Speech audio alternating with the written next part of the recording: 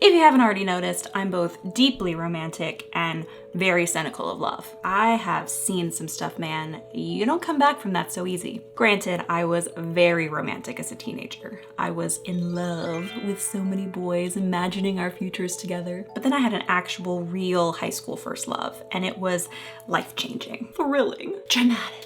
I felt very grown up and mature because he and I were going to get married and have this whole beautiful life together. And then, like so many high school relationships do, it fell apart spectacularly.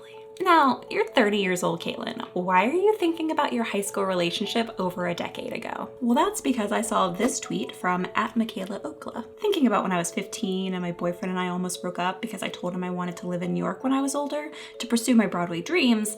And he was like, "But New York is not the best place to raise our children." Yes, another video brought to you by my Twitter feed. I have definitely been spending too much time on social media lately. But anyway, seeing that tweet was like, oh yeah, I guess I wasn't the only one who had a weirdly controlling and obsessed with procreating significant other in high school. When we were 16 to 17, my boyfriend had our whole life, or at least our 20s, which seemed like my whole life, mapped out. We would get engaged his senior year of college. We would get married the summer after graduation.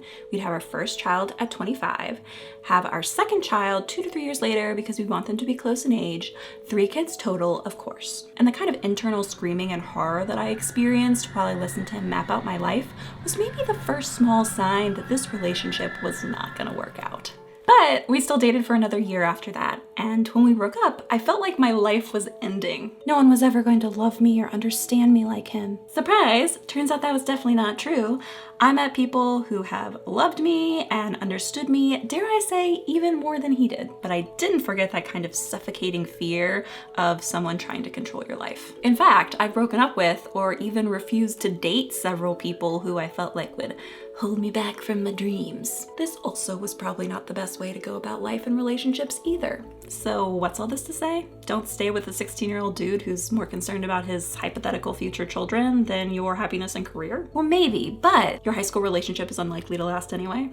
Kind of, but don't become so cynical to love that you shut out potential suitors because you're afraid that they'll try to control you in your future. Okay, shh. What I'm trying to say is that sometimes we hold on to what's comfortable even if it's hurtful. We date people who want things that we don't want. Or we realize later that their vision for our future is not our vision for our future. And we stay because it's comfortable, it's easier. The alternative is the unknown, and that is scary. The question isn't, will my high school relationship last?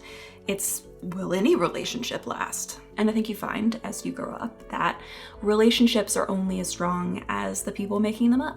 What are you willing to compromise on and what are you not? What are you willing to fight for? It took me a little while because, again, that desire to stay in the comfort zone.